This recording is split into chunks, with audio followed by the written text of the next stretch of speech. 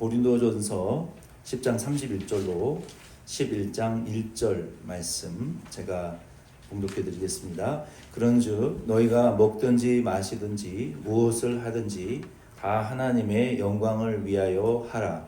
유대인에게나 헬라인에게나 하나님의 교회에나 거치는 자가 되지 말고 나와 같이 모든 일에 모든 사람을 기쁘게 하여 자신의 유익을 구하지 아니하고 많은 사람의 유익을 구하여 그들로 구원을 받게 하라. 내가 그리스도를 본받는 자가 된 것 같이 너희는 나를 본받는 자가 되라. 하나님의 말씀입니다. 아멘.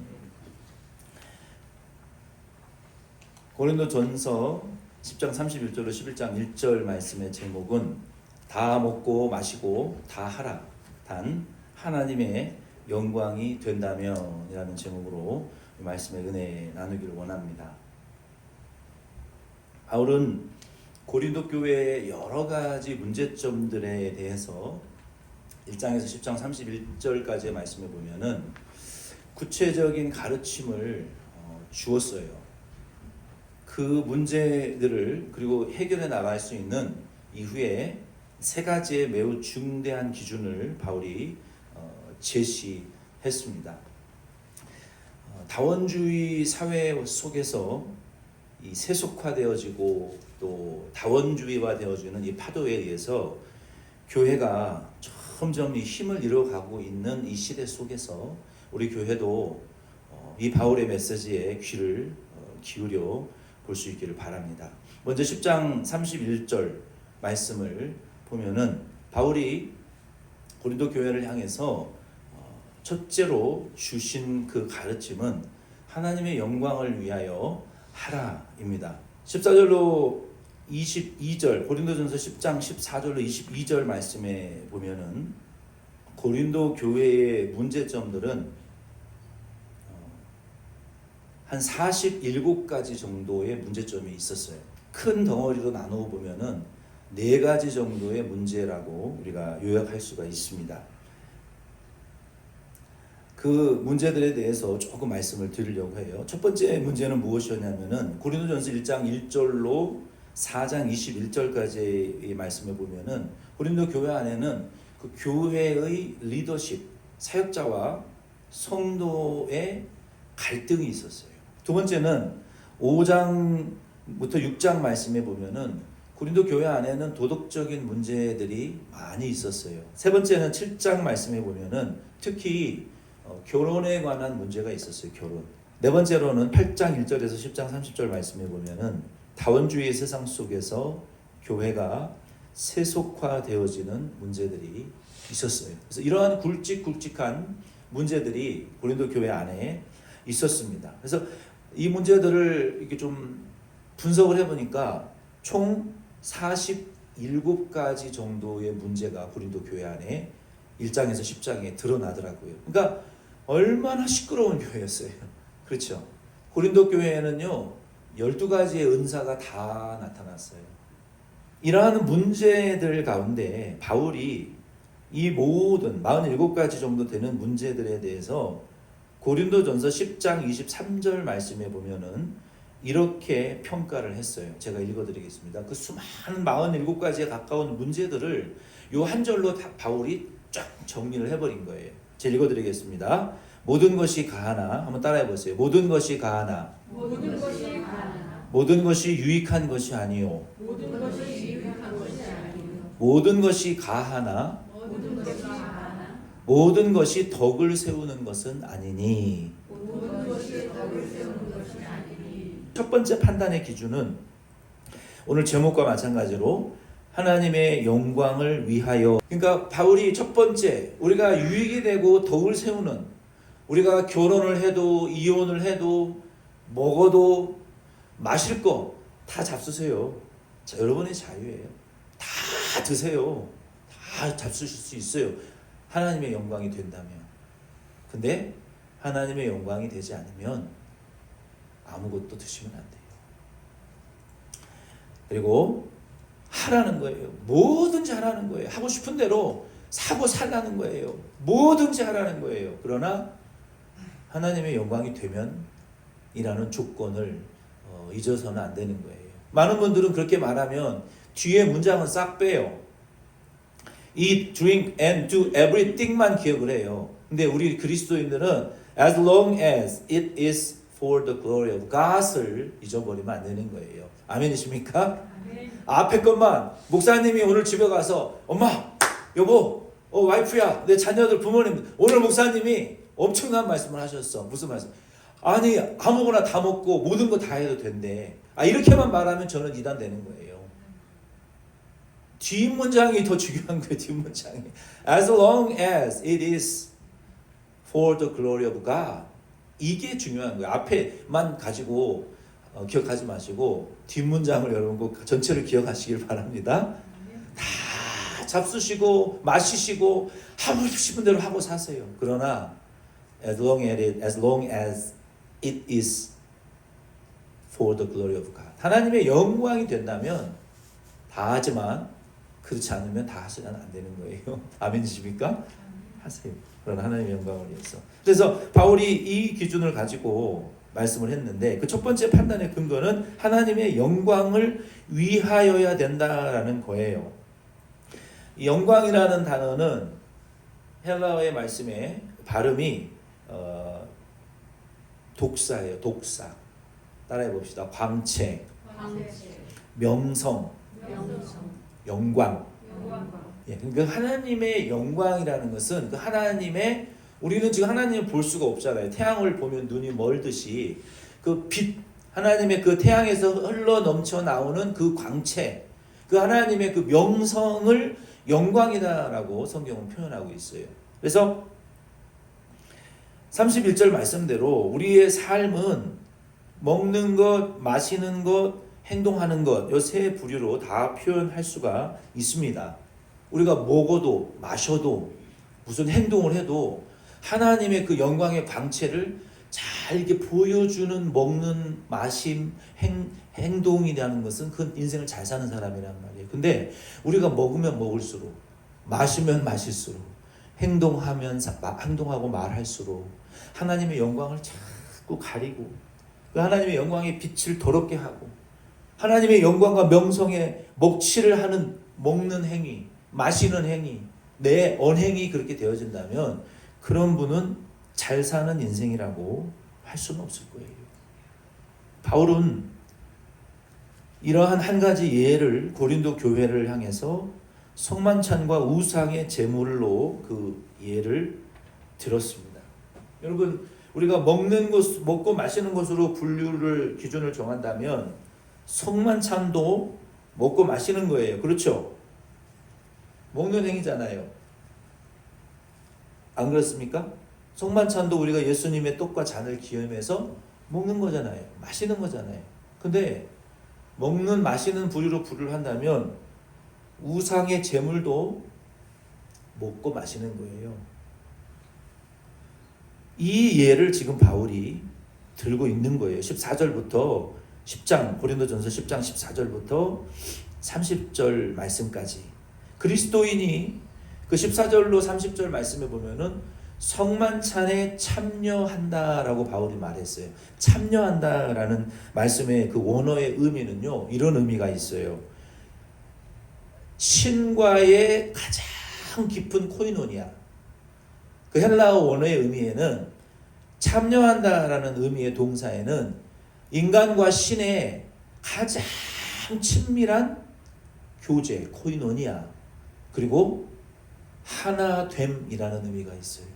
그러니까 저와 여러분들이 예수님의 성만찬을 나눈다고 참여한다는 것은요, 우리가 그 조그마한 떡과 잔을 받아 먹는 그 행위가 내가 예수 그리스도와의 가장 친밀한 관계요 연합된 사람이다라는 증표라는 거예요. 성만찬이 그렇게 굉장한 의미가 있는 거예요. 그래서 너희가 성만찬을 통해서 예수 하나님과의 가장 깊고 친밀하고 밀접한 연합과 교제를 나누는 사람이 된다라는 그런 의미인 거예요. 근데 예수 그리스도의 피와 몸에 참여하여 하나님의 자녀가 된 그리스도인들이 우상의 제물에 참여한다라고 14절로 30절에 말했어요. 그러면은 우리가 우상의 제물에 참여한다는 의미는 뭐예요? 우리가 성만찬을 통해서 그리스도와의 가장 깊은 친교의 관계와 연합을 이루는 것처럼 우상의 제물을 먹는다는 것은 귀신과의 가장 친밀한 연합과 교제를 나눈다는 의미라는 거예요. 그래서 바울이 고린도 교회를 향해서 아니 감히 너희가 예수 그리스도의 피와 살로 하나님과의 가장 친밀한 사랑과 교제와 연합을 누린 자가 감히 너희가 귀신과 연합과 친교와 연합을 누릴 수 있느냐? 14절로 30절 말씀에 하나님의 분노와 질투를 유발시키는 행동이다라고 말씀하셨어요. 바울이 고린도전서 10장 16절로 17절이나 고린도전서 10장 22절 말씀. 그것은 하나님의 진노를 유발시키는, 질투를 유발시키는 행동이다라고 바울이 분명히 단어를 그렇게 선정했어요. 분노 유발시키는 사람이다. 질투를 유발시키는 사람이다. 바울이 14절로 30절에 그런 단어를 노골적으로 사용했단 말이에요. 하나님의 질투에 대해서. 근데 우리가 먹든지 마시든지 행동하든지 아니 하나님의 진노와 질투를 유발시키는 자의 삶이 하나님의 영광이 되는 삶을 산다고 할 수 있겠습니까? 아니라는 거예요. 아니라는 거. 그거 잘못 사는 거란 말이에요. 하나님의 영광은커녕 분노를 유발시키는 행동이라는 것입니다. 두 번째 기준은 무엇이냐면은 32절 말씀에 두 번째 기준은 바울이 뭐라고 그랬어요? 유대인에게나 헬라인에게나 하나님의 교회나 거치는 자가 되지 말고라고 말씀하셨어요. 두 번째 기준은 무엇이냐면은 한번 따라해 봅시다. 내가 전도의 기회이고 내가 영혼 구원의 통로이다. 누가 전도의 기회이고 영혼 구원의 통로이라고요? 나라는 존재가 전도의 찬스요, 영혼 구원의 통로다라고 우리가 알아야 되는 거예요. 나 자신이 전도의 통로이자 영혼 구원에 쓰임 받는 사람이 돼야 됩니다.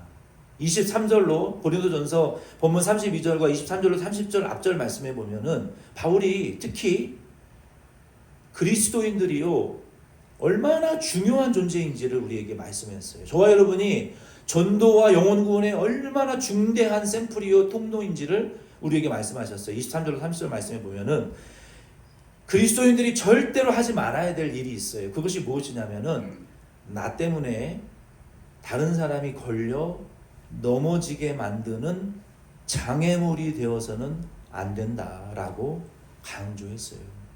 나 때문에 너 다니는 교회 나는 안 나갈란다. 이러면 그 사람 인생 진짜 잘못 사신 거예요. 너 나가는 교회면 내가 나갈게. 이거는 잘 사신 거예요. 아멘이십니까? 아멘. 너 다니는 직장 나 안 다녀. 너 다니는 마트 나 안 가. 얼마나 속이 뒤틀려 있으면 네가 가는 곳은 마트든 교회든 학교든 도시든 안 간다는 거예요. 그런 식으로 인간관계를 맺고 세상을 사는 사람은 그 쓸모없는 사람이에요. 아니 예수님의 전도의 통로가 되고 영혼 구원의 통로가 되라고 불러놨더니 오히려 교회 못 나오게 만드는 장애물이 되어버리면 되냐는 거예요. 교회 안에서. 나 때문에 누가 교회 안 온다. 그거 진짜 회개할 일이에요. 내가 다니는 교회에 나 때문에 성도들이 안 온다. 그건 진짜 큰일 날 일이에요. 예수님, 바울이 여기 23절로 고린도전서 10장 23절로 30절에 절대로 다른 사람이 걸려 넘어지는 장애물이 되지 말아라. 그러면 어떤 행동 때문에 교회 안에 있는 성도 때문에 다른 교회 밖에 있는 자들이 교회를 못 나오느냐? 어떤 행동을 조심하고 유의해야 하는가? 잘 들으세요. 이런 행동을 조심해야 돼. 우리는 예수 믿는 자이든 믿지 않는 자이든 바울이 지금 안 믿는 자들을 더 중점적으로 이 말씀을 하셨어요. 23절로 30절에 보면은 너희가 안 믿는 자이든 믿는 자이든 타인의 양심에 상처를 내지 말라라고 말씀했어요. 양심에 가책 느끼는 말과 행동을 하지 말라라고 그랬어요. 그리스도인들이. 바울이 고린도 교회 당시의 상황을 이렇게 예를 들어서 말하고 있어요. 고린도 여러분 도시에는요 그 당시에 우상의 신전들이 어마어마한 신전들이 많았어요. 먼저 그 고린도인들은 시장에 나가서 장사하기 전에 먼저 신당에 자기가 뭐 예를 들어서 고기 장사를 하게 되면요, 고기의 가장 맛있는 부분을 뭡니까? 소면, 뭐 치맛살, 뭡니까? 갈매기살, 이런 거 가장 부채살 맛있는 그 부위를 잘라가지고요, 신당에다가 먼저 바치고 제사를 드리고 그리고 나머지 고기를 갖다가 시장에 내다 팔았단 말이에요. 모든 마켓이 다 그렇기 때문에 그리스도인이라 할지라도 그냥 그렇지만 예수의 이름으로 축복하고 기도하고 예수님 보혈로 덮어주시옵소서, 악한 영들의 공격을 막아주시옵소서 하고 사다가 먹으면 되는 거예요. 믿음으로 감사하고 먹으면 되는 거예요. 그리고 고깃집에 가서 고기를 먹을 때 기도하고 축복하고 감사하고 먹으면 됐어요. 근데 누가 옆에서 이렇게 보니까 저 사람 저 고린도 교회 저기 장로인데, 그래서 사람들 들으라고 이거 우상에게 바친 재물을 장로가 와서 사 먹어도 되나?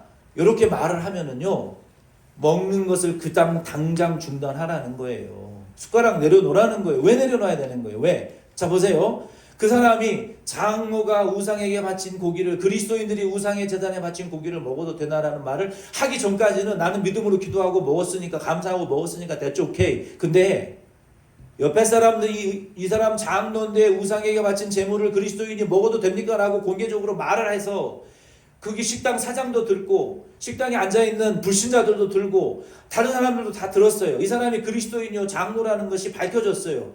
그러면 그 사람들이 판단하잖아요. 장로가 우상의 재물을 먹어? 그리스도인이 우상에게 바친 고기를 먹어? 이렇게 드러났잖아요. 그러면 그 사람들의 양심이 다치지 않게 하기 위해서, 판단받지 않게 하기 위해서 숟가락 내려놓고 고기 산 거 반납하고 집으로 돌아가라는 거예요. 그 정도로까지 민감하고 센시티브한 것이 그리스도인의 존재라는 것을 여러분 이해하시길 바랍니다. 바울이 그 정도로 말을 했어요. 누가 기준이에요? 그리스도인이 기준이에요? 아니에요. 안 믿는 자들이 양심이 상처를 입어서 교회에 못 나올까봐 바울이 그렇게 벌벌 떨면서 양심을 다치지 않게 하라고 강조한 건 누구 중심이에요? 그리스도인은 불신자들의 양심을 배려해야 된다라고 지금 말하고 있는 거예요. 아멘이십니까?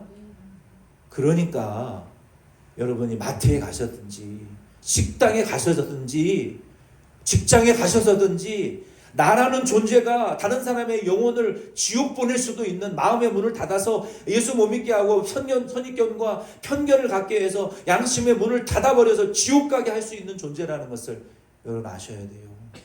그 정도로 중대한 존재예요. 저와 여러분이 어디 있든지 간에. 바울은 그것을 지금 우리에게 말하고 있는 거예요. 32절 말씀에 23절로 30절 말씀에. 그러니 불신자의 양심을 상처 입히지 말라는 거예요. 상처 입히지. 그리스도인들은요, 사람의 양심의 문을 열어서 예수 그리스도 믿을 수 있도록, 혹은 예수님에게 한 발자국 더 가까워질 수 있도록 행동해야 될 필요가 있습니다. 그러나 다른 한편으로는 다른 사람의 양심을 배려하기 위해서 예수님을 버리라는 말은 아니에요. 아멘이십니까? 이거 두 개 잘 하셔야 돼요. 다른 사람의 양심을 보고 눈치도 보고 다른 사람이 내 행동으로 예수님에게 가까워질 수 있도록 배려하고 상처받지 않게 해야 되는 반면에 예수님을 버려서는 안 된다는 거예요. 복음을 버려서는 안 된다는 거예요. 바울은요, 갈라디아서 2장 2절로 5절이나 11장 11절로 14절에 다른 사람의 구원을 위해서 희생하고 양보했어요. 예수 그리스도의 복음에 대해서. 그러나 자기 모든 것을 다 희생하고 양보했지만요, 복음에 있어서는 반발 자국도 양보하지 않았다. 한치라도 나는 복음에 대해서는 타협하지 않았다. 바울은 결혼도 안 하고 사례비도 안 받고 자기 생활비 자기가 벌어서, 그리고 교회마다 구걸하듯이 돌아다녀서 선교 헌금 모아서 안디옥 교회 세우고 에베소 교회 세우고 갈라디아 교회 세우고 수많은 이방인 교회를 세웠단 말이에요. 자기의 권리를 다 포기했어요. 그리고 유대인에게는 유대인처럼 살았고 이방인에게는 이방인처럼 행동했고 헬라인에게는 헬라인처럼 행동했고 자기의 모습이 아예 자기 정체성이 없는 사람처럼 세상을 살아갔단 말이에요. 바울은 눈에서는 고름이 질질 흐르고 머리는 벗겨지고 편지는 좋지만 설교는 도듬도듬거리면서 하면서 성령의 능력을 의지하며 바울은 그렇게 목회하면서 자기는 아예 없어지고, 그러나 예수의 십자가와 부활의 복음은 한시도 양보한 적이 없어요. 바울이 다른 영혼을 내게 예수 믿는 찬스를 주기 위해서, 그리고 그리스도를 본받기 위해서 그렇게 살았고, 그리고 바울은 자기 자신을 십자가의 제단에 물처럼 다 전제와 같이 쏟아 부었어요. 여러분, 물이 형태가 있습니까? 그냥 부어지면 주르륵 흘러내리잖아요. 복음을 위해서 그냥 예수님처럼 주르륵 흘러내리는 자로 바울은 예수님에게 자기 자신을 부어드린 사람이었어요. 그리고 디모데후서 4장 10절 8절 말씀에 보면은 바울은 자기를 이렇게 평가하잖아요. 선한 싸움을 나는 잘 싸웠다. 나는 흔들리지 않고 믿음의 마침표를 경주로 믿음으로 마침표를 찍었고, 의로우신 재판장 예수님께 받을 상을 바라보았고, 그리고 나를 뒤따르는 내 후배들에게 나는 모범이 되었다. 바울이 그렇게 말할 수 있을 정도로 그리스도를 위해서 물처럼 완전히 부어지는 그런 삶을 살았어요. 왜? 그리스도를 본받기 위해서 그렇게 산 것이지, 무슨 선교와 박사를 받고 교회 개척 상을 받기, 템플턴 상을 받기 위해서 한 게 아니란 말이에요. 그리스도를 본받으려다 보니까 자기 권리는 주장할 수가 없고, 그리스도처럼 물처럼 그냥 부어지는 삶을 살 수밖에 없으니 살다 보니 교회가 개척된 것이고, 그렇게 살다 보니 그리스도를 본받는 자가 되어버렸다는 것이지. 오늘 저와 여러분도 세 번째 원칙은 뭡니까? 첫 번째, 하나님의 영광을 위해서 하시고, 두 번째, 예수는 양보하지 마시고 남의 영혼 구원하기 위해서 모든 것을 우리가 양보하고, 세 번째는 그리스도를 본받기 위해서 무엇이든지 하고 마시고 행동하시는 저와 여러분 되기를 바랍니다. 반대로 그리스도를 본받는 것이 아니면, 남의 영혼 구원하는 일에 장애물이 되는 일이면, 하나님의 영광을 가리우는 일이면 그게 무엇이 됐든지 간에 하지 말라는 거예요.